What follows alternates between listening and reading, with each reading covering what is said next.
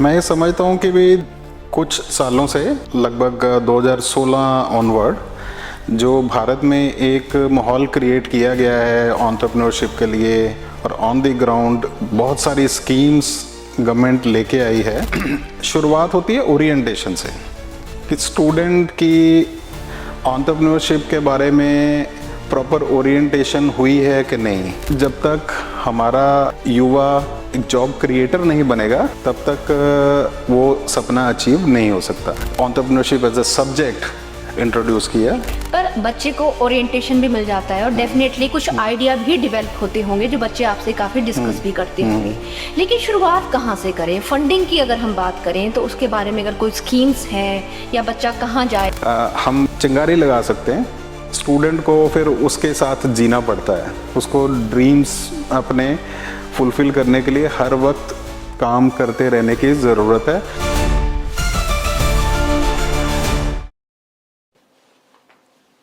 हमारे देश के माननीय प्रधानमंत्री नरेंद्र मोदी जी का कहना है कि हमारा देश का युवा अब रोजगार लेने वाला नहीं बल्कि रोजगार देने वाला बनेगा।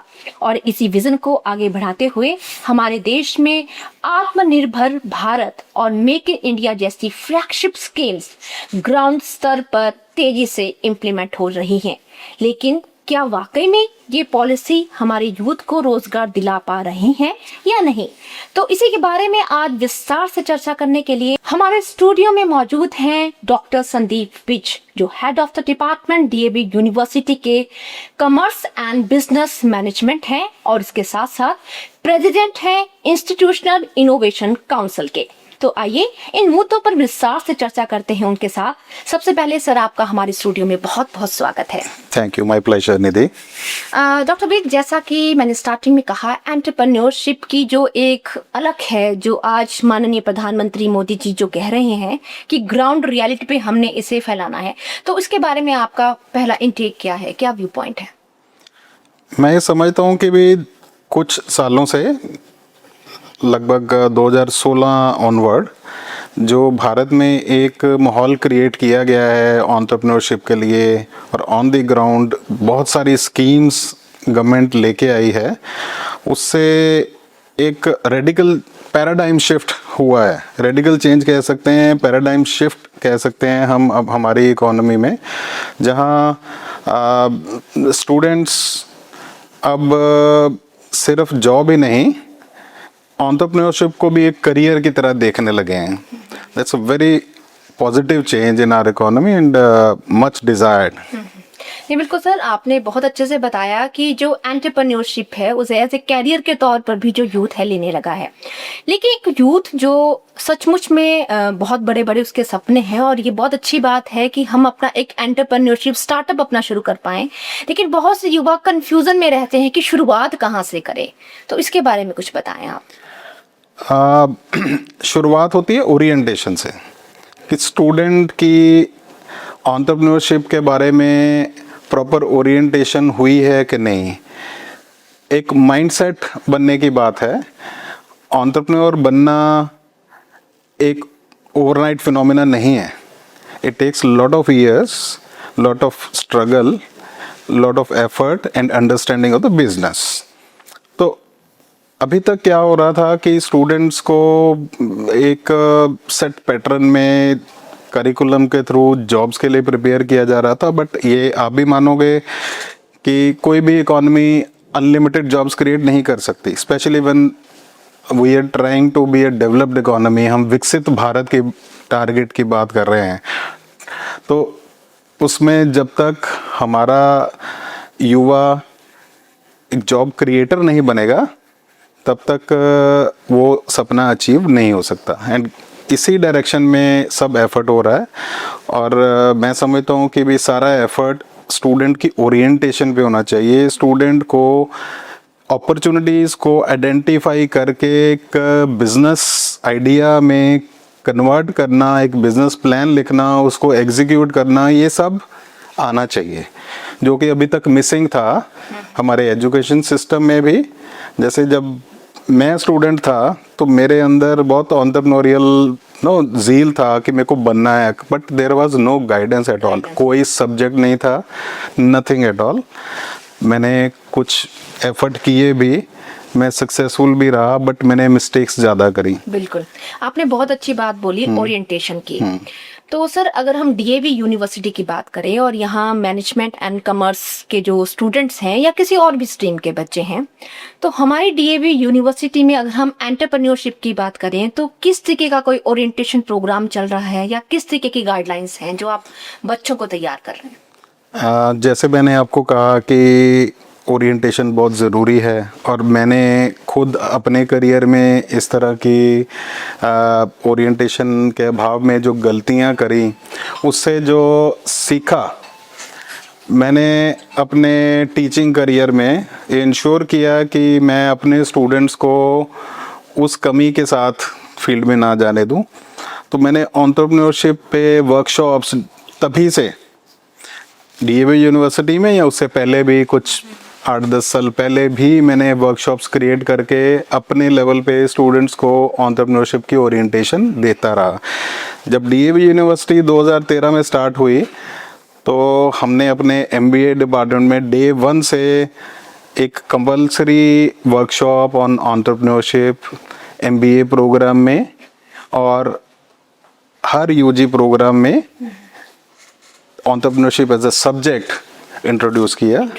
और जो वर्कशॉप हम करवाते हैं एमबीए प्रोग्राम में, उसमें तो मैं इंश्योर करता हूँ कि भी मेरे डिपार्टमेंट का हर स्टूडेंट एक बिजनेस प्लान पे काम करे और बिजनेस आइडिया को इम्प्लीमेंट करने के लिए अपने डिग्री के साथ एग्जिट करे यहाँ से। और बहुत सारे स्टूडेंट्स ने मेरे उन्हीं में से कुछ बिजनेस प्लान्स को इम्प्लीमेंट भी किया और आज वो अच्छे एंटरप्रेन्योर्स बने हुए हैं। बिल्कुल सर, ये तो बहुत ही। और इसके अलावा ये तो हो गई बात जो हम अपने लेवल पे एफर्ट डे 1 से कर रहे हैं यूनिवर्सिटी में।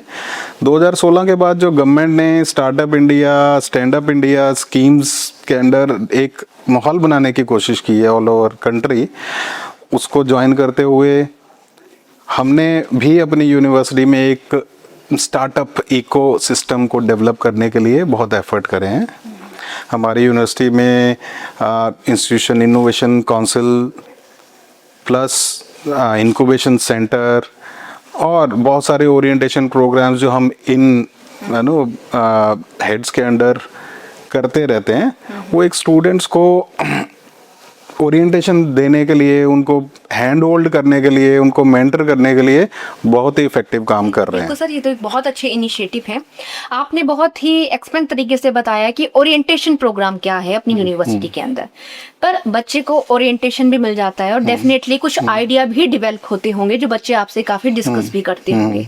लेकिन शुरुआत कहाँ से करें? फंडिंग की अगर हम बात करें तो उसके बारे में अगर कोई स्कीम्स है या बच्चा कहाँ जाए उस चीज शुरुआत करने के लिए, क्योंकि फंड एक बहुत बड़ा चैलेंज है। मैं हमेशा अपने स्टूडेंट्स को ये कहता हूँ कि फंड्स की चिंता नहीं करनी।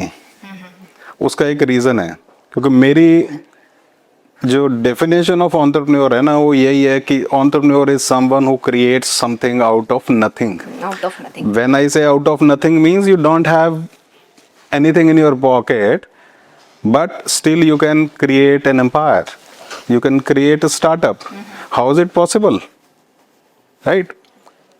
It is possible because money is also chasing good ideas. Definitely. So what you need to develop is a skill and art of identifying unmet needs, creating solutions for those needs, creating products and services, and monetize those ideas. Or for that you need to know how to write a business plan. You need to know how business works. You need to project the cash flows for next 5-7 years at least, ताकि आप उस business plan को लेके bank के पास जाओ, किसी venture capitalist के पास जाओ, किसी फ्रेंड एंजल इन्वेस्टर किसी के पास भी जाओ तो वो आपके आइडिया में इंटरेस्टेड हो जाए, और होते हैं। You will be surprised. Yes, shark tank India is one example. Money everywhere is looking for good ideas. यहाँ तक कि कंपनीज भी हायर करने के टाइम पे ये देखती हैं कि स्टूडेंट कितना एंटरप्रेन्योरियल है, क्या ये कोई नए आइडियाज, नए बिजनेस प्लान्स लाके हमारी बिजनेस में वैल्यू ऐड कर पाएगा, नहीं कर पाएगा।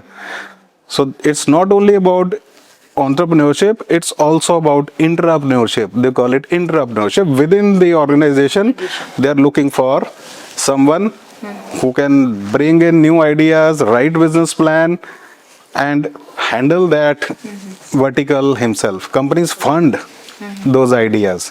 So अगर स्टूडेंट को अपनी जॉब सिक्योरिटी भी चाहिए और एंटरप्रेन्योर भी बनना है, तो देयर इज नो चैलेंज.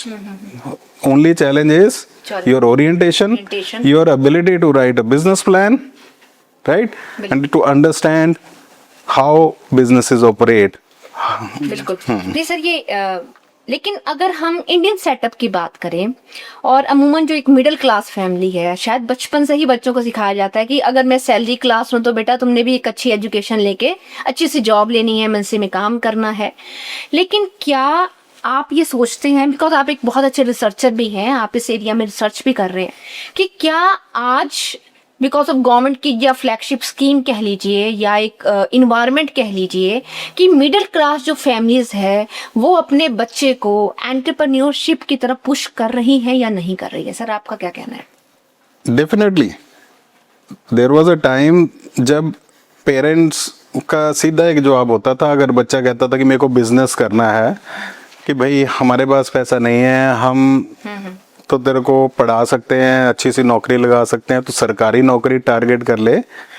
आज की डेट में thanks to programmes like Shark Tank and thanks to the ecosystem जो यूनिवर्सिटीज़ में गवर्नमेंट के एफर्ट्स की वजह से डेवलप हुआ है, thanks to the new education policy which is promoting entrepreneurship, right. तो दिस लॉट ऑफ फैक्टर्स. तो जब तक ये एक माहौल नहीं क्रिएट किया गया था तो पेरेंट्स को लगता था कि शायद और बहुत सारे एग्जाम्पल सेट हो गए हैं. बहुत सारे यंग एंटरप्रेन्योर्स ने यूनिकॉर्न्स क्रिएट किए हैं हमारे कंट्री में, जो एग्जाम्पल्स हैं. No students are motivated, they are looking for how can they also do it. और ऐसे सिनेरियो में पेरेंट्स पॉजिटिव हुए हैं, हो रहे हैं. और ये हमारा टीचर्स का, यूनिवर्सिटीज़ का, इंस्टीट्यूशंस का फ़र्ज है कि पेरेंट्स को ये समझाना और फैसिलिटेट करना. जब पेरेंट्स को पता है कि बच्चे को एक एंटरप्रेन्योर बनने के लिए, एक स्टार्टअप क्रिएट करने के लिए उनको फंडिंग नहीं करनी पड़ेगी, तो पेरेंट्स भी इनकरेज्ड हैं और मोटिवेटेड हैं. नहीं, आपने बहुत अच्छी बात बोली. आई थिंक एक मीडियोकर जो फैमिलीज हैं उनके लिए सबसे बड़ा चैलेंज तो फंड ही होता है. और जो बच्चों के सपने हैं या जो बच्चों की आंखों से वो सपने देखते हैं, और अगर आप विजन है, हमारे पास एक सोच है, तो उन सपनों को पूरा किया जा सकता है. ये पॉजिटिविटी तो हमारे देश में क्रिएट हो चुकी है.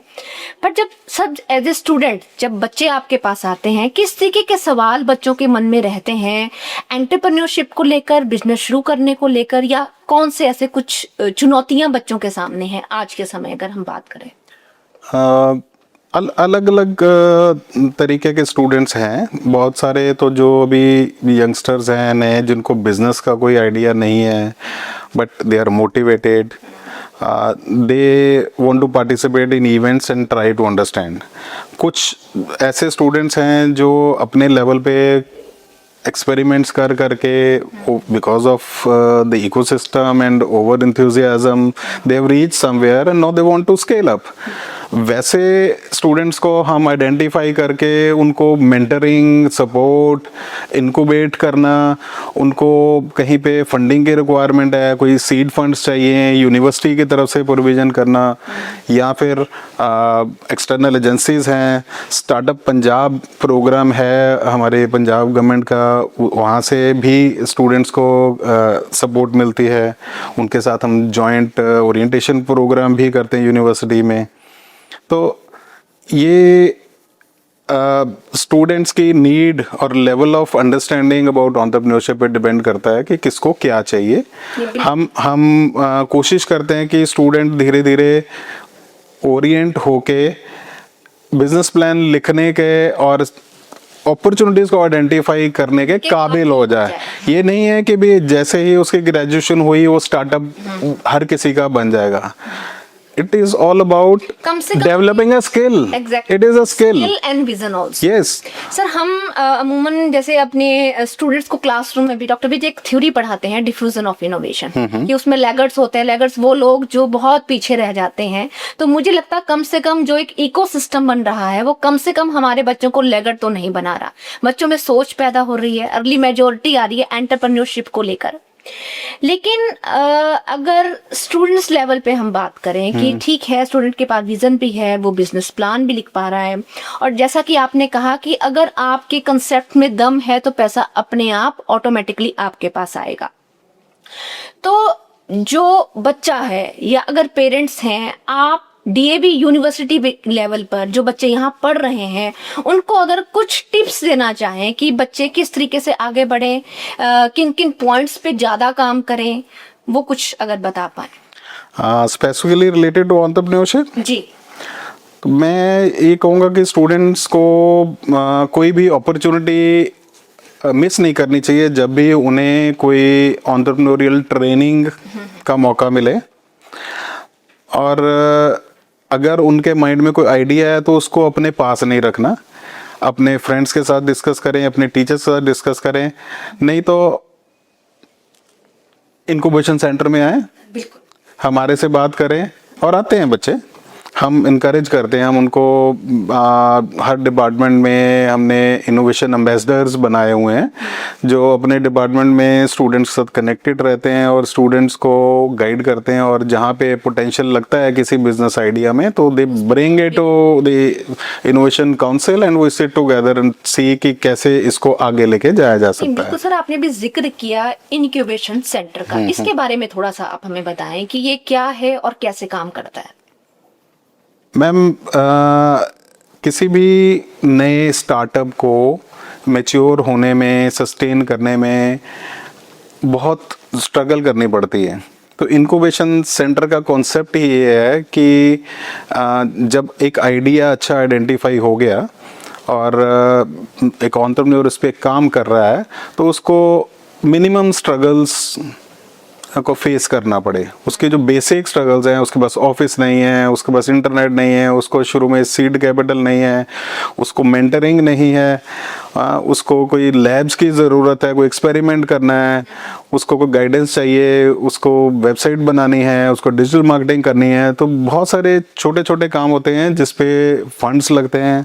प्लस अगर वो बाहर से कहीं पे जाके ये सारी फैसिलिटीज़ अरेंज करता है तो हो सकता है कि उसको अपने बिजनेस का शेयर देना पड़े किसी को। तो हम इनक्यूबेशन सेंटर में स्टूडेंट्स को फ्री ऑफ कॉस्ट ये सारी फैसिलिटीज़ देते हैं। हम उनको एक आइडिया को नर्चर करके हम चाहते हैं कि जब वो ग्रेजुएट हो बच्चा तो अपनी डिग्री के साथ साथ एक बिजनेस लेके भी एग्जिट करे। तो इससे क्या होगा कि वो सिर्फ नौकरी अपनी नहीं ढूंढेगा बल्कि दूसरों को भी नौकरी देगा। अपने साथ बहुत सारे स्टूडेंट्स को एंगेज करेगा। किसी एक छोटे से वेंचर पे भी 5-4 लोग तो एंगेज हो ही जाते हैं। सर अब हम थोड़ा सा रिसर्च की तरफ आते हैं। आप क्योंकि खुद एक बहुत अच्छे रिसर्चर हैं और स्टार्टअप्स पे, एंटरप्रेन्योरशिप पे काफ़ी वर्षों से आपका बहुत ही वाइड एक्सपीरियंस है। तो एक रिसर्चर के तौर पर अगर आप इस पर्टिकुलर एरिया के कुछ पॉइंट्स अगर आप बताना चाहें, क्या मेन चैलेंजेस हैं या किस मुद्दों पर ज़्यादा काम करने की ज़रूरत है? को मेरी रिसर्च स्टार्टअप्स पे, एंटरप्रेन्योरशिप पे, स्पेसिफिकली एंटरप्रेन्योरियल ओरिएंटेशन पे काफ़ी रही है। और रिसेंटली इन स्ट्रेटेजिक एंटरप्रेन्योरशिप पे भी काम कर रहे हैं। तो जो ये हम रिसर्च से सीख सकते हैं कि ऑल ओवर वर्ल्ड एक एंटरप्रेन्योरियल ओरिएंटेशन डेवलप करने के लिए क्या क्या डायमेंशंस हैं, वेरिएबल्स हैं जिन पे काम करना चाहिए। उसमें रिस्क टेकिंग, अग्रेसिवनेस, और स्टूडेंट्स की preparation for the business plan development, इन चीज़ों पे अगर हम काम करेंगे और इस तरह के स्किल डेवलप करेंगे जो रिसर्च हमें सजेस्ट करती है, तो definitely student as an entrepreneur, एक पोटेंशियल एंटरप्रेन्योर प्रिपेयर हो सकता है। ये आपने बहुत अच्छी बात। और स्ट्रेटजी अकेली कुछ आपको बेनिफिट नहीं दे सकती ऑर्गेनाइजेशंस में, और only entrepreneurship also can not lead you to great Heights.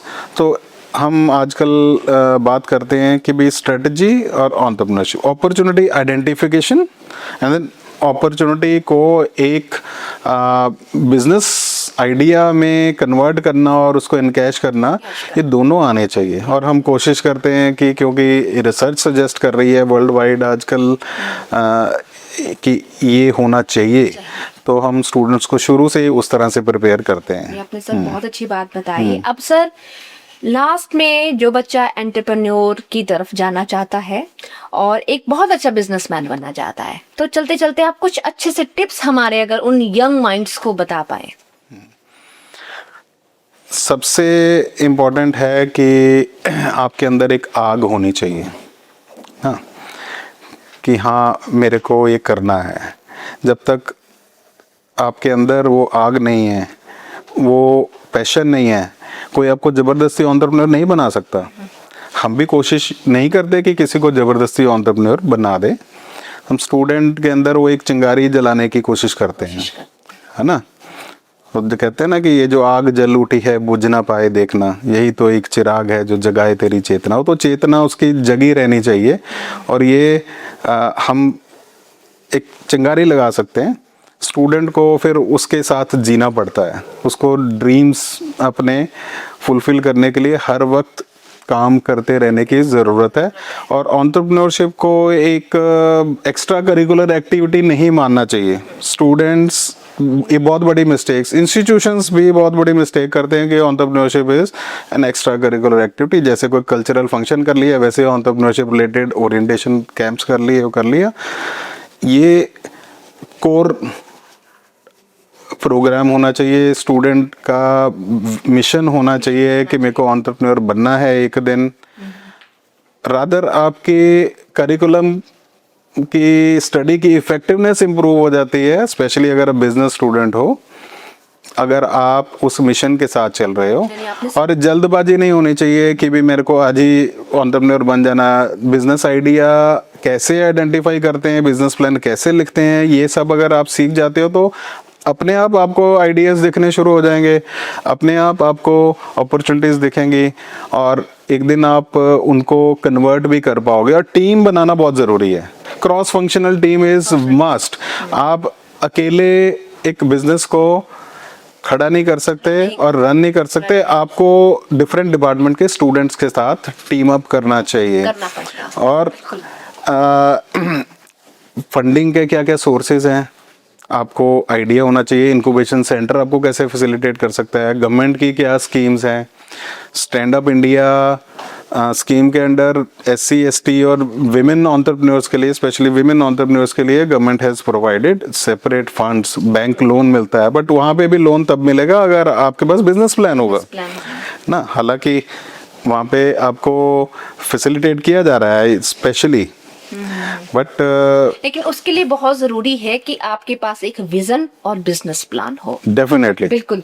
जैसा कि डॉक्टर संदीप विज ने हमें बताया कि हमारे पास अगर एक विजन होगा और क्लियर विजन होगा तो डेफिनेटली हम एंटरप्रेन्योरशिप की दुनिया में अपना एक नाम कमा सकते हैं। और चलते चलते एक शेर जरूर कहना चाहती हूँ कि कौन कहता है कि आसमां में सुराख नहीं हो सकता, जरा एक पत्थर तो तबीयत से उछालो यारो। तो जी हाँ, आपको अपना विजन और अपनी नीयत क्लियर करने की जरूरत है, तो कोई भी बात या कोई भी चीज आपके रोड़े अटका नहीं सकती। तो अगले एपिसोड में किसी नई शख्सियत के साथ और किसी नए मुद्दे के साथ हम आपके साथ रूबरू होंगे। तब तक के लिए नमस्कार।